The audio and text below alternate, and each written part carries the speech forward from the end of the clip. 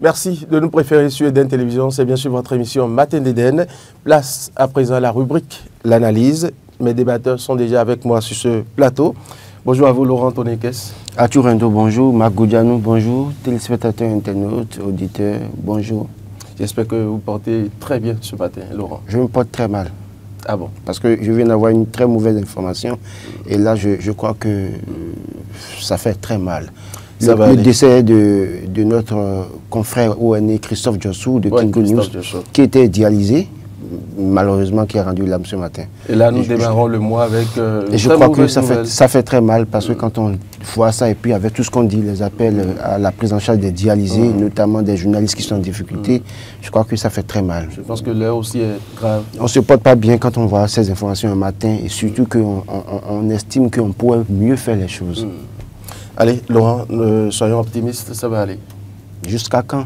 Pendant que tout le monde serait déjà mort? Ça va aller, soyons optimistes. Marc Goudianou, bonjour. Oui, bonsoir Arthur, bonjour, comment vous portez ce matin? Bonjour à tous les amis téléspectateurs et à tous les auditeurs. C'est vrai que la presse est encore secouée par un deuil. Généralement, c'est devenu beaucoup plus récurrent ces derniers temps-ci. Et ça interroge. Ça interroge. Que l'âme du disparu repose en paix, parce que l'accompagnement que l'on espère, pas seulement les hommes des médias, que tous ces dialysés espèrent de l'État. Cet accompagnement qui avait toujours eu lieu avant l'avènement du président Patrice Talon, mais qui a été suspendu. C'est récemment qu'on a eu un accompagnement lié au kit, mais qui ne couvre pas totalement les charges liées à ce mal-là, alors que c'est un traitement qui est régulier, que ça nécessite beaucoup de moyens. Au moins 2 fois par semaine. C'est comme si les gouvernants ne prennent pas à cœur, en réalité, ce mal dont souffrent les populations, dont souffrent ces dialysés-là, qui ont besoin d'accompagnement lorsqu'on sait que le coût de la vie est assez cher, le pouvoir d'achat est assez faible pour les citoyens, même pour ceux qui travaillent, alors que cela nécessite beaucoup de moyens. Je pense que les responsabilités, on sait vers qui ces responsabilités vont. Et s'ils se sentent à l'aise dedans, tant mieux, parce que une chose est sûre, chacun aura le temps de pouvoir rendre compte à tout moment. Allez, je pense que ces gouvernants nous suivent quand même et d'ici à là, quand même, des résolutions pourront être prises pour que la saignée puisse... Non, on ne peut plus rien espérer. On est déjà à un fin de mandat, donc espérer, on est déjà à une fin de mandat, donc on ne peut pas espérer grande chose parce qu'on est à moins d'1 an, d'accord? Et si pendant près de 10 ans, l'accompagnement qui doit être fait n'a pas été fait, ce n'est pas maintenant que ces dialysés vont espérer quelque chose du gouvernement.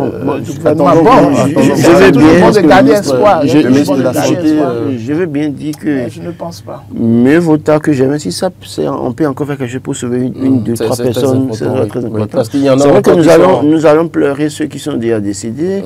Nous n'allons plus pouvoir en tout cas, les récupérer. Ils sont déjà morts. Ceux qui sont déjà à un stade terminal ou qui doivent mourir. J'ai passé il y a 3 semaines un week-end avec un dialysé et j'ai vu comment il se sentait debout, je le regardais. Et quand je lui ai posé la question, comment est-ce qu'il se sent, il me dit, mais écoute, face à cette situation, qu'est-ce que vous faites? Vous avez le mental fort, vous évoluez et vous êtes prêt à tout moment. Donc je crois que les gouvernants doivent pouvoir prendre la mesure de la situation parce que Christophe Diossou, c'est pas des moindres, un journaliste pas des moindres. Il a créé le média en ligne, la télé en ligne, Kingo News, et puis après, on sait qu'on connaît son parcours, c'est des gens comme ça qui partent. Quand il avait eu le mal, à un moment donné, on a vu le message circuler comme quoi il était malade. Et puis après, franchement, ce matin, quand on apprend qu'il s'en est allé. Et puis il y a d'autres personnes. Lui, par exemple, et les journalistes, c'est pourquoi on appelle. On en parle. Il y a d'autres qui meurent dans le silence total. Qui est là toujours. Non, je ne veux même parler des citoyens. Je veux même parler des citoyens qui ne sont pas connus, mais qui meurent tous les jours silencieusement. Personne n'en parle. Donc, on ne va pas, puisque après, quand vous dites ça, il y a des gens qui, malheureusement, pensent que le malheur n'arrive qu'aux autres, qui pensent que oui, c'est parce que c'est un seul journaliste qui va vous en parler. Mais il y a des gens, allez au centre, dans les centres de dialyse, les gens vous feront comprendre quel est le taux de mortalité. Donc, il y a un problème. Et s'il y a possibilité de faire quelque chose, faisons les choses. On dit oui. Ça va se faire. On parle de réduction des kits, du coût des kits. Oui. Mais ce n'est pas évidemment. Est-ce que oui, bon, c'est un pas, mais il faut aller au-delà de ça. Allez, merci beaucoup à vous. Nous espérons quand même que les choses puissent entrer en ordre pour que le 4e pouvoir que nous constituons puisse quand même vivre aisément de ce que nous faisons. Alors, nous allons entrer dans le vif du sujet, Mac Goudiano. Nous démarrons par ce sujet pour des primes non perçues. Des professeurs d'EPS menacent d'abandonner les classes sportives, nous apprend le Grand Regard. Comment est-ce que vous appréciez cette situation? Est-ce que pour des primes non perçues, il faut laisser les enfants à leur propre cause, les laisser errer? Il faut remarquer que ça fait partie des réformes que le gouvernement a initiées. Et ces réformes ont été entreprises dans un but donné. D'accord? C'est également un dispositif de détection et de formation des jeunes, de pouvoir leur donner cette envie de pouvoir nourrir des rêves allant dans ce sens, dans le sens d'un encadrement sportif tel qu'il le faut, et également d'autres. Mais quand ceux qui sont habilités normalement à pouvoir les former, à pouvoir les encadrer par rapport à ce fonctionnement, s'ils arrivent à demander ces primes-là, ce n'est pas eux-mêmes qui se sont octroyés ces primes. Ces primes, ça a été déjà défini, on savait c'était leur droit et qu'ils devaient en bénéficier.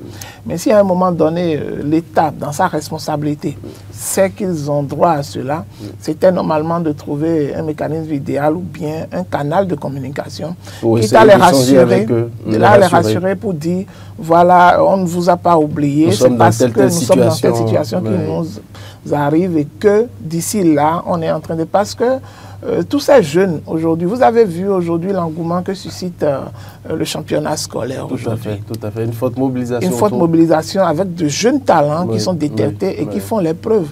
Et qu'on a eu le temps de pouvoir suivre beaucoup de matchs en direct au niveau de Benin TV. Et donc, cela montre en réalité l'importance de la réforme. C'était une réforme très capitale qui permet de pouvoir détecter des talents, les exploiter et les suivre.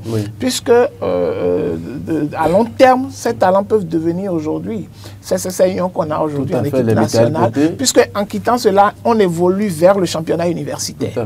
D'accord. Du championnat scolaire vers le championnat universitaire. Et c'est de ceux-là également qu'on peut arriver également à les avoir au niveau professionnel. Et donc, aujourd'hui, il faut remarquer que c'est déjà bon qu'ils puissent quand même lever le temps pour demander ce qui leur revient de droit. Et il revient également à l'État central de pouvoir les écouter, voir dans quelle mesure ils peuvent satisfaire leurs doléances et non rester dans un mutisme, ne pas mettre en place un dialogue ou une communication franche entre les deux acteurs pour pouvoir quand même essayer de trouver un terrain d'entente, parce que vu l'esprit de cette réforme, c'est d'autant plus important aujourd'hui qu'on ne peut pas laisser de côté tout ce qui rentre en compte au niveau de l'entretien, au niveau en tout cas de tout ce qui va aller comme émolument au niveau de ces encadreurs-là, pour pouvoir leur permettre quand même d'être motivés dans le travail qu'ils font. Parce qu'en réalité, ça fait partie, ça fait partie en réalité des promesses qui leur ont été faites. Et c'est tout cela qui les a motivés à pouvoir se donner à fond dans le travail qu'ils font. Pour que nous puissions avoir quand même quelques résultats. Voilà, le travail a pu donner des résultats très conséquents. Et donc, on ne peut pas ne pas estimer aujourd'hui que ce n'est pas une bonne réforme. C'est une très bonne réforme. Alors, ceux qui participent alors, d'accord, à la réalisation, à la concrétisation alors de cette réforme-là, il faut quand même pouvoir respecter les engagements à divers niveaux, en ce qui concerne leurs primes, de pouvoir trouver un mécanisme quand même pour pouvoir les aider à pouvoir satisfaire à cela. Parfait. Laurent Tonekes, oui, votre avis sur mon avis, ça va être très, très dur avec... Allez-y, on va essayer de... Je ne comprends pas de me canaliser. On va essayer de vous canaliser, oui, avec la manière qu'il faut. Non, je ne comprends pas. Hein. Il y a tout récemment, on a acheté des pick-up neuves qu'on a donné au directeur départemental des sports avec médiatisation. Et on a montré ça pour dire on a acheté une nouvelle voiture pour le directeur départemental des sports. Et ceux qui sont sur le terrain, qui font le travail... C'est louable, Laurent, c'est pour quand même faciliter le travail. Je n'ai pas condamné. Ça veut dire, si on fait ça, ceux qui sont là-bas, qui font le travail, il faut quand même leur donner ce qu'on leur doit quand même. Mais je ne comprends pas. Peut-être qu'ils sont confrontés à une situation... Non, quand il s'agit des gens qui sont au bas de l'échelle, on n'a pas le moyen de le faire. Attends, il faut arrêter ça quand même un jour. Il faut arrêter ça. cette réforme, Mac l'a dit, nous l'avons tous apprécié.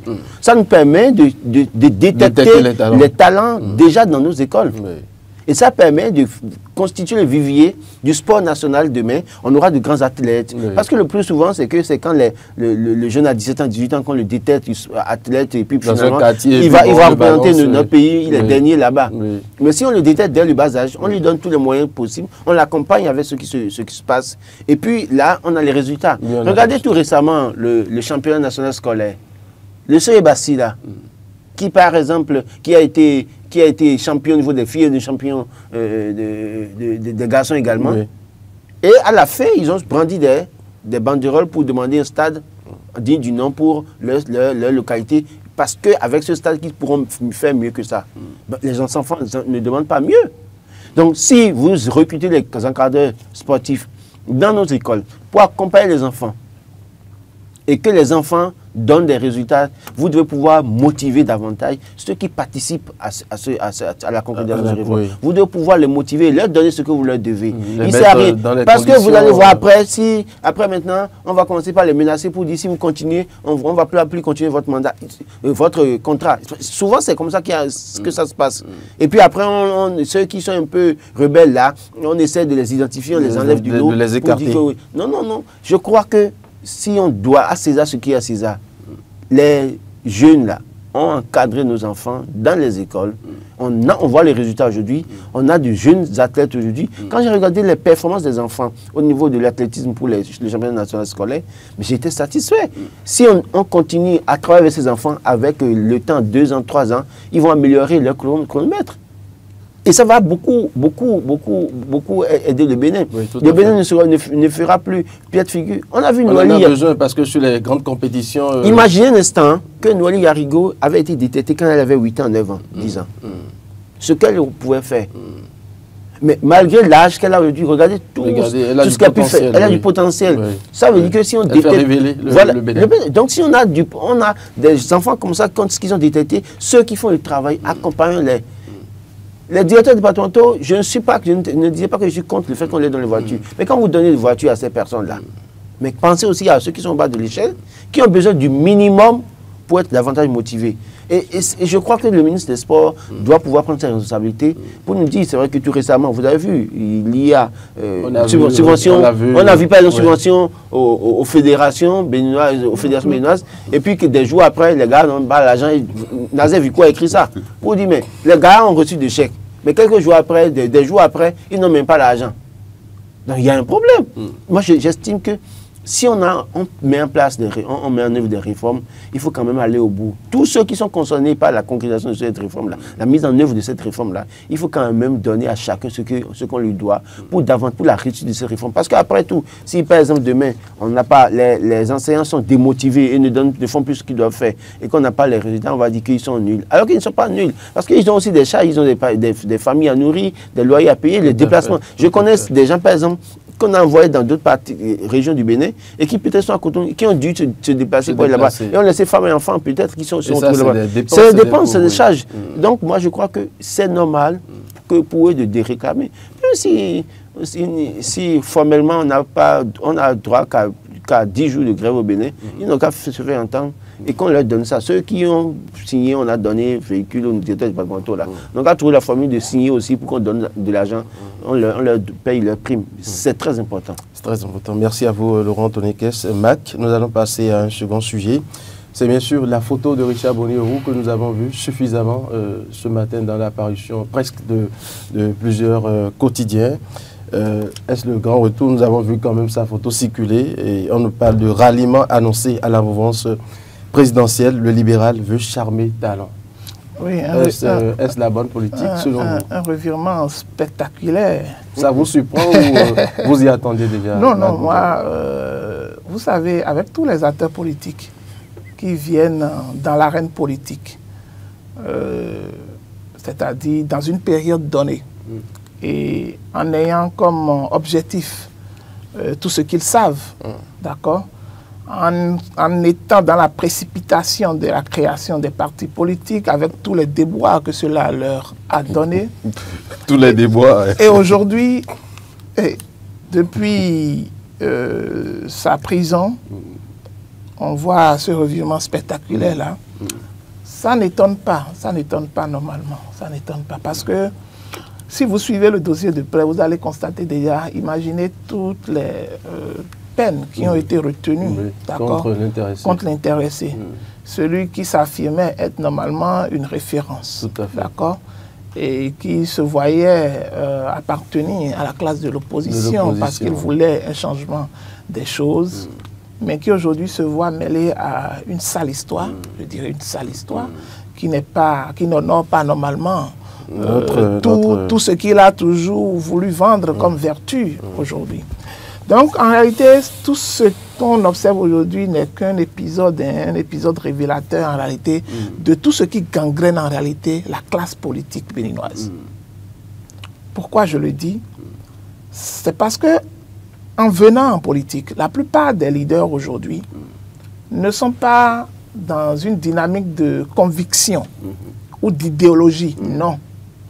Ils sont dans une dynamique d'intérêt. D'intérêt, exactement. Oui. Et quand vous êtes dans cette dynamique, alors que même vous savez que vous n'êtes pas propre, que vous êtes très sale, d'accord? Mais c'est vous qui venez au niveau de la place publique, crier, d'accord, dénoncer les autres. Donner votre position sur tel sujet. Oui. Alors que vous savez pertinemment que vous n'êtes pas clean. Et mieux, les idéaux que vous devez défendre, les convictions que vous pensez ou bien vous faites croire à vos militants et aux populations que ce sont ces convictions-là que vous défendez, tout tombe comme un château de sable. Et c'est la plupart. Vous allez voir, ce n'est que le début. Vous allez voir, puisqu'après Richard Boniworo, il y a d'autres jeunes acteurs politiques qui ont commencé par également émettre, en tout cas, naître de ci, de là. Et donc, ça amène à se poser la question de savoir quelle est en réalité la moralité de ceux-là qui aujourd'hui veulent aspirer au pouvoir d'État. Si tant est que, même à travers les convictions que vous défendez à un moment donné en portant votre parti, il a suffi seulement que les gens découvrent votre vraie face et que vous vous retrouvez devant la justice et que déjà vous changez de façon rocambolesque comme un magicien, ou vous changez carrément de camp, d'accord? Mais qu'est-ce que je veux quand même que puisque lui, ça n'arrange pas. Lui aussi, et si vous étiez à leur place, qu'est-ce que vous allez faire? Si vous étiez à leur place, vous êtes quelque part, le cadre ne vous arrange pas, vous êtes obligé de dévier, Marc Boudiano. Le cadre ne vous arrange pas. Quel cadre n'arrange pas? Dans quel cadre? Il était dans quel cadre? Bien, les paramètres, c'est-à-dire les contours ne vous arrangent pas. Vous êtes obligé de dévier, Marc Boudiano. C'est exactement ce qui se passe actuellement. Ok, parce qu'aujourd'hui, maintenant, vous avez pour objectif de calmer l'appareil judiciaire et obtenir une forme de clémence. Vous voulez aujourd'hui maintenant changer de veste. Cela dénote en réalité de votre malhonnêteté dont on vous a toujours soupçonné. Parce qu'en réalité, vous avez toujours, quand vous êtes venu, vous avez décidé de créer un parti avec peut-être des militants. Et vous avez défendu une idéologie, d'accord? Ou vous avez dit, vous avez défendu une conviction. Parce que vous avez vu qu'il y a un certain nombre de choses qui ne vont pas. Et c'est par rapport à ça que vous avez voulu installer votre parti et aller aux échéances qui viennent. Pour corriger. Et ça répond également à certaines aspirations du bas peuple. D'accord. Et subitement, on vous voit en difficulté judiciaire. D'accord.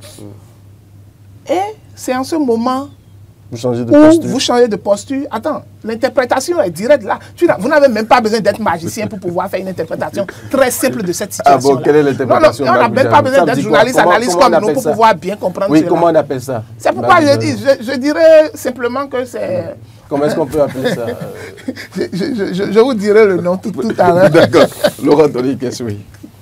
Nous avons vu, vous avez également vu comme nous sa photo circuler. Il y a 2 semaines que j'avais cette information, comme quoi Richard Boniworo rejoindrait la mouvance. Ah bon. Et quand j'ai eu l'information, j'ai baissé la tête, j'ai réfléchi un peu pour dire finalement. Et je remercie Eden TV, dans le teaser du matin Eden qui passe là, l'extrait qu'on a coupé de moi là. Oui. On vient en politique, pas conviction. Parce qu'on soit on craint les représailles, ou soit on veut manger. C'est l'un ou l'autre. C'est l'un ou l'autre. Au Bénin, malheureusement.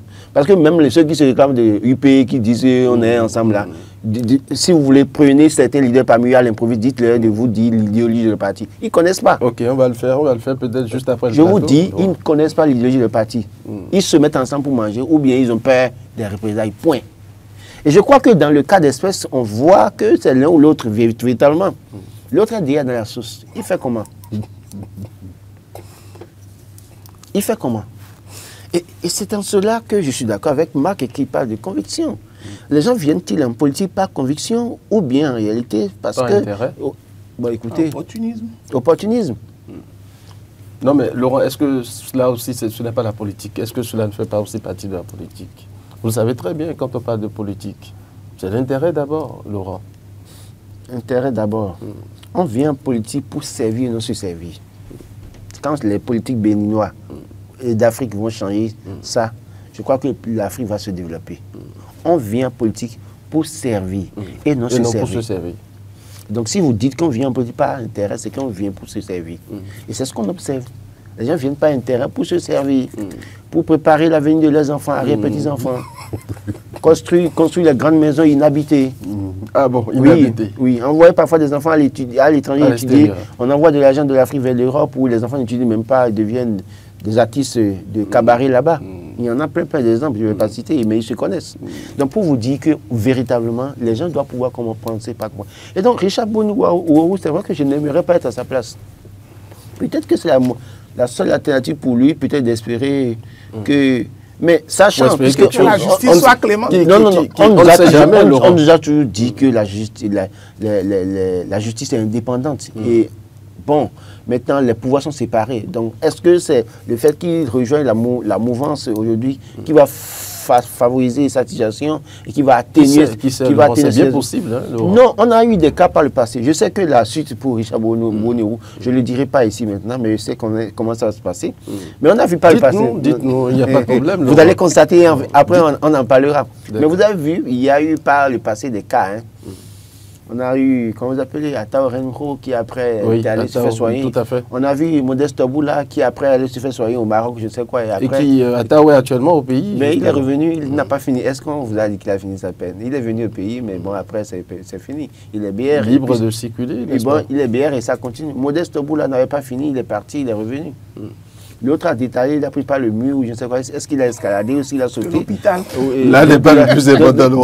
Allez droit au but. Donc, pour vous dire que Richard Bonouarou, peut-être, se dit, bon, les gens l'ont conseillé pour dire, écoute, tu sais, laisse USL là, Parti libéral là, laisse ça et puis va faire allégeance à la mouvance. Peut-être que ça va faciliter les choses. Et peut-être que les gens, ce n'est peut-être pas des gens de la mouvance qui lui ont mis la pression. C'est peut-être des gens autour de lui qui lui ont soufflé ça à l'oreille pour dire, écoute, va faire ça. Mais est-ce que c'est la meilleure alternative? Je pense qu'en de pareilles circonstances, dans une certaine mesure, quand on a une dignité à préserver une conviction, la seule chose pour moi, à sa place, je plaiderai peut-être coupable devant la justice, mais je demanderai clémence au juge. Oui.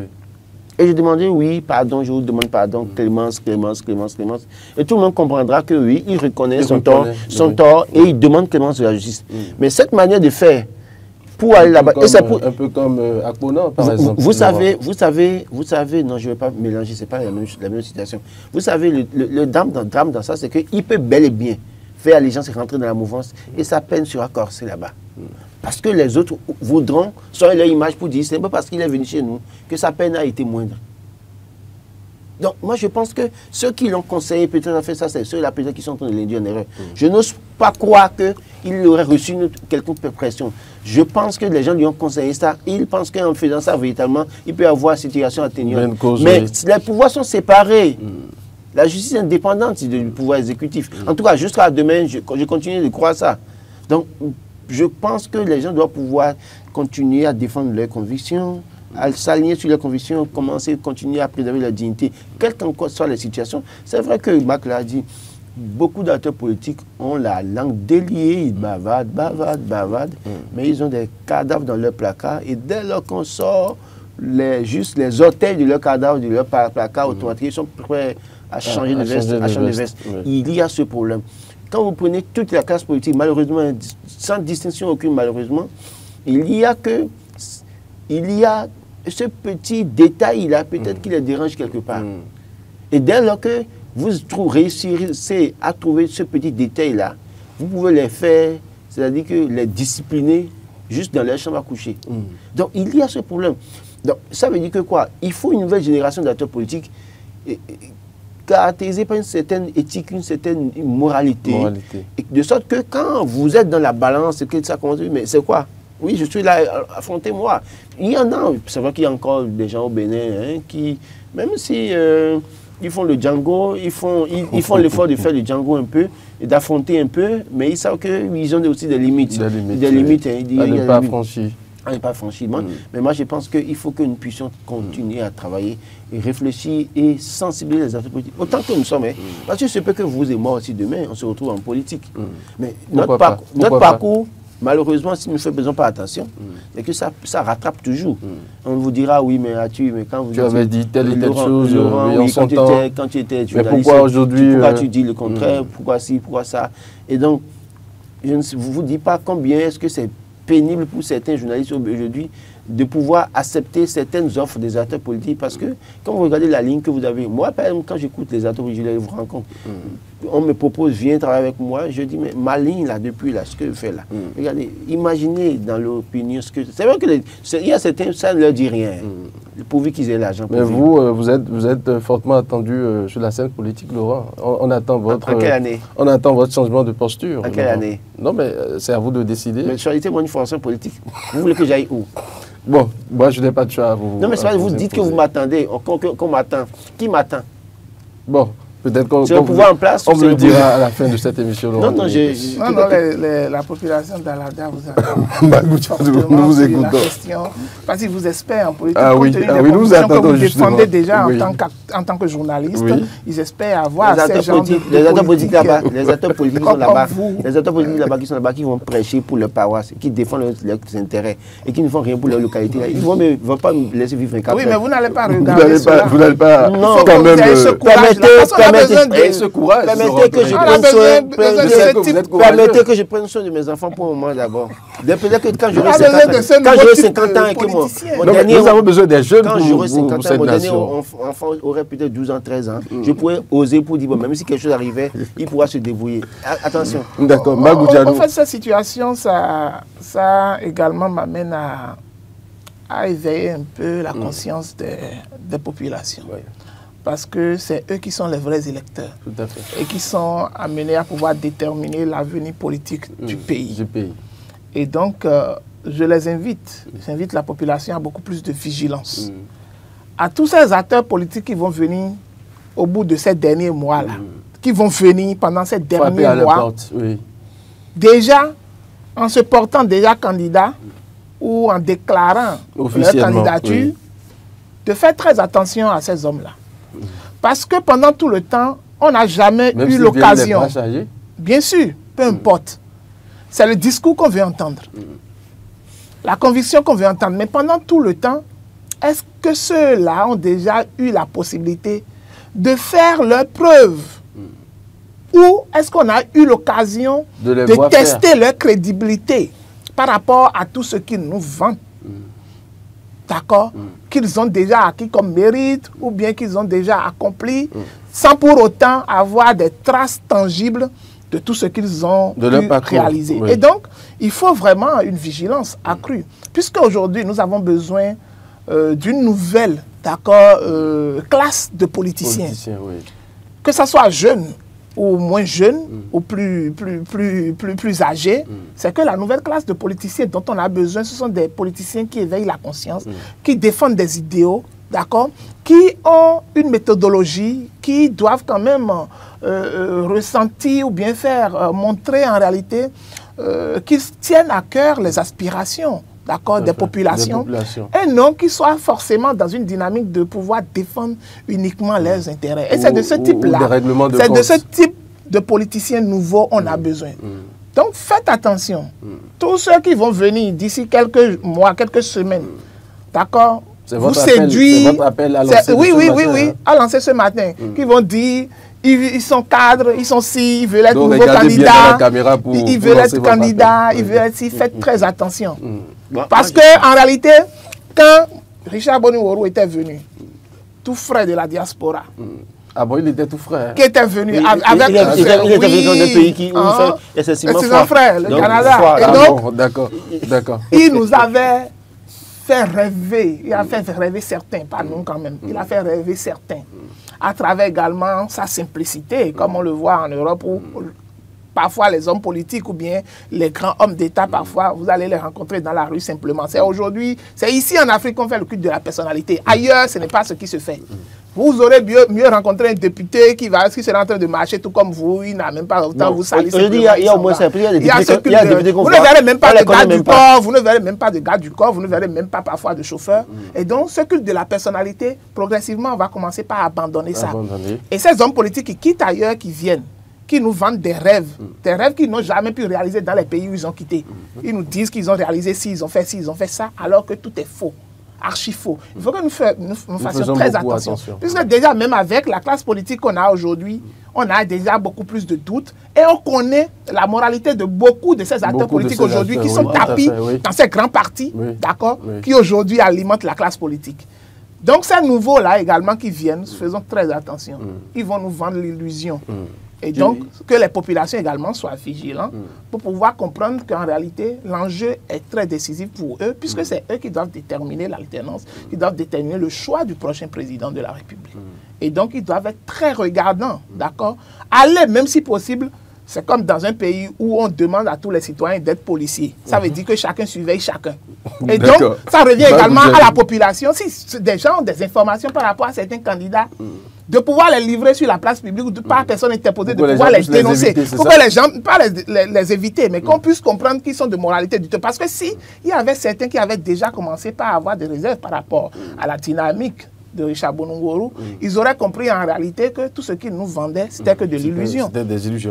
Allez, Laurent. Non, moi, je me rappelle de cette émission que nous avons réalisée sur notre plateau. Je crois que, je ne sais pas si Marc était là le jour-là. Il y avait un représentant du Parti libéral.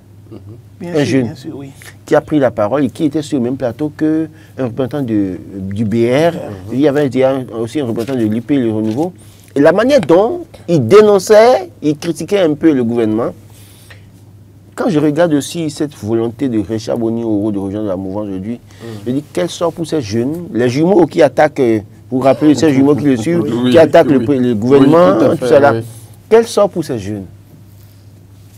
Ces jeunes qui, derrière lui, parce que le dollar canadien était là, et puis tout le monde pouvait attaquer le gouvernement. Peut-être qu'il croyait à une conviction, peut-être. C'est ce que vous dites. C'est ce que vous dites. C'est pour ça que d'ici, c'est quelqu'un qui a conseillé Richard Boni-Woro, il aurait dû éviter d'exécuter ce conseil-là.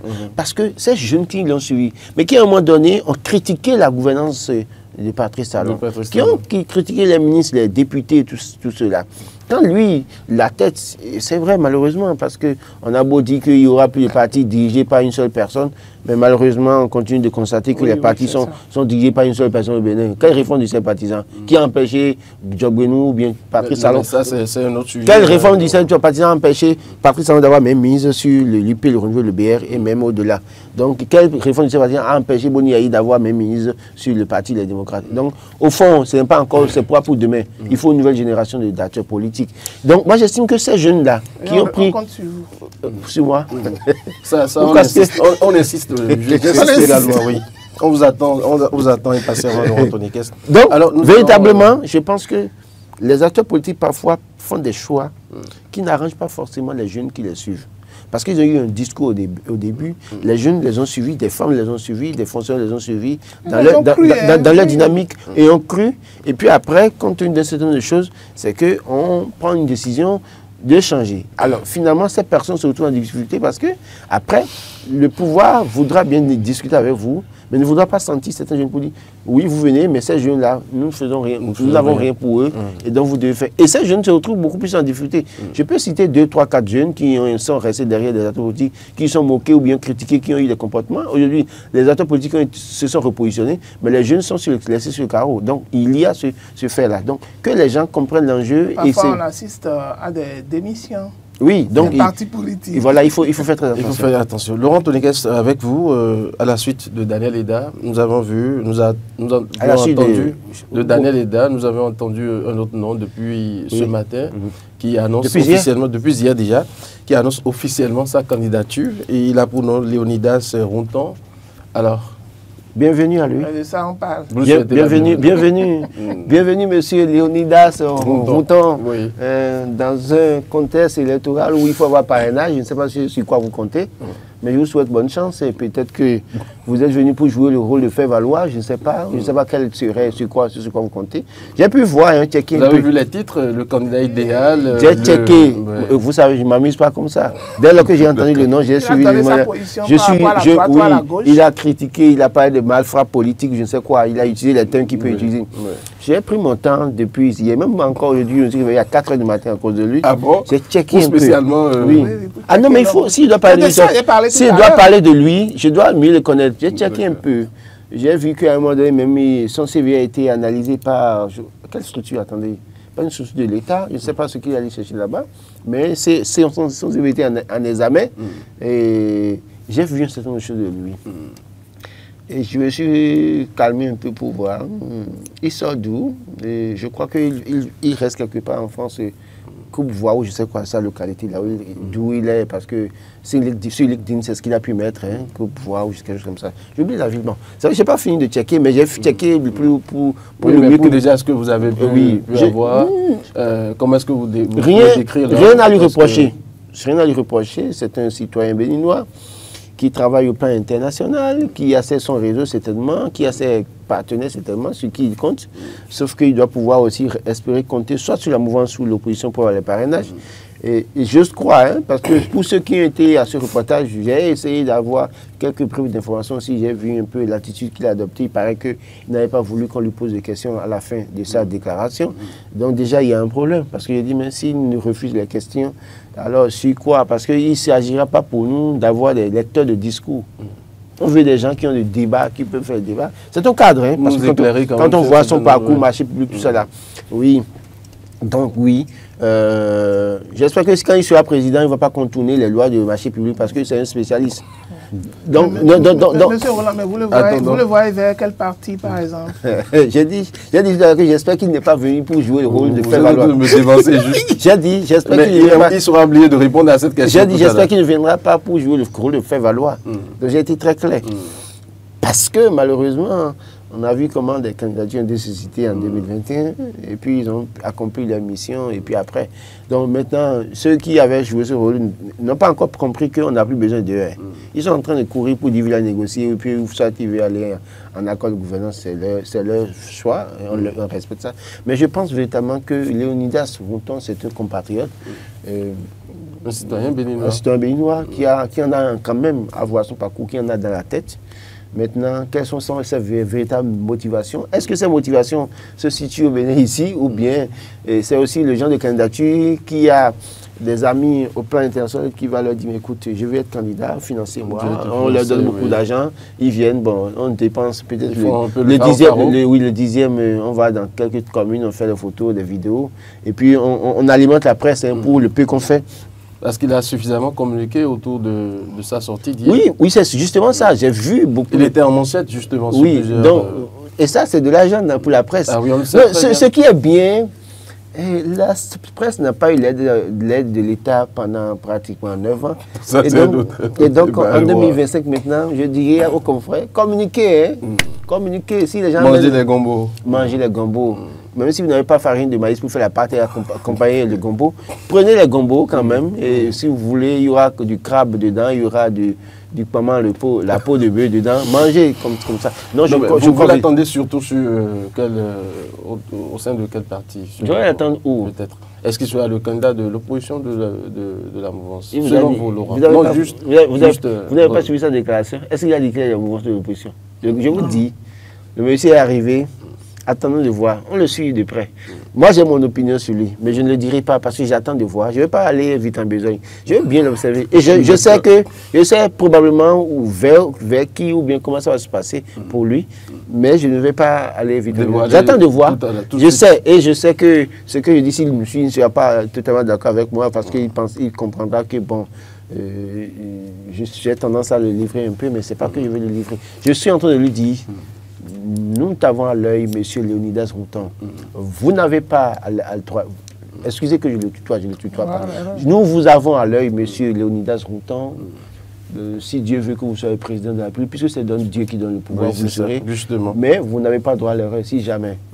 Le peuple voudrait que vous faites une erreur de faire valoir. Je suis sûr que le peuple avisera en son temps. Mac Boudjan, oui. Oui, hein, je pense que ça, Léonidas Routan... Vous connaissiez déjà l'homme auparavant? Non, jamais entendu parler. Jamais entendu parler, mais aujourd'hui, je l'ai su par le biais de la presse. Et ce que moi, je trouve quand même un peu bizarre chez tous ces jeunes qui aspirent au poste présidentiel et qui viennent, d'accord?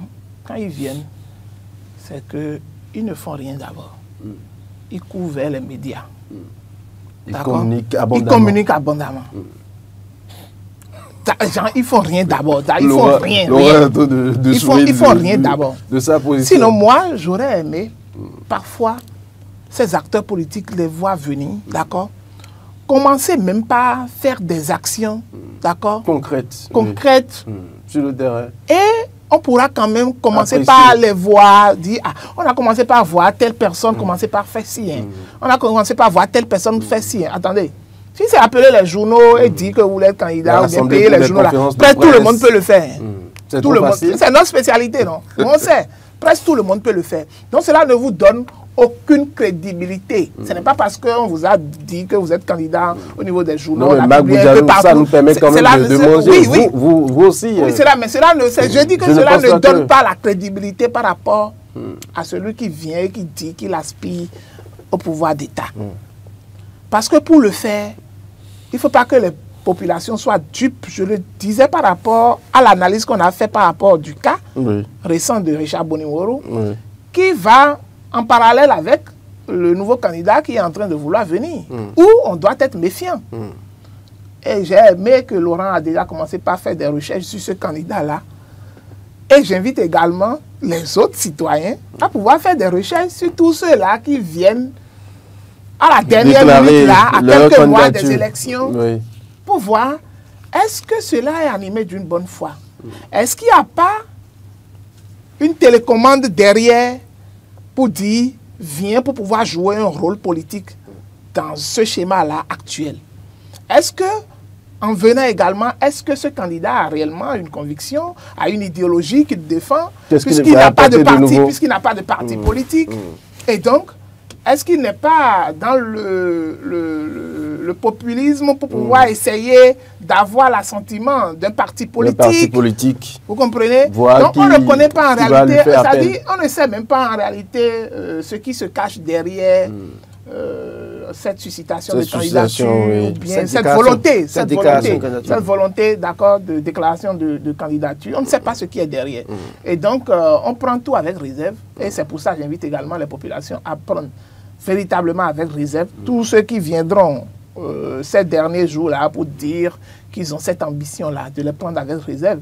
Et j'invite également, dans un pays sérieux et dans certains États plus sérieux, c'est que lorsque vous venez comme ça, vous dites, c'est que même au niveau de l'État central, un pays sérieux. Au niveau de l'État central, les acteurs qui ne sont pas sérieux. Au niveau de l'État central, ça veut dire que même le service de renseignement doit commencer par déjà enquêter sur votre passé.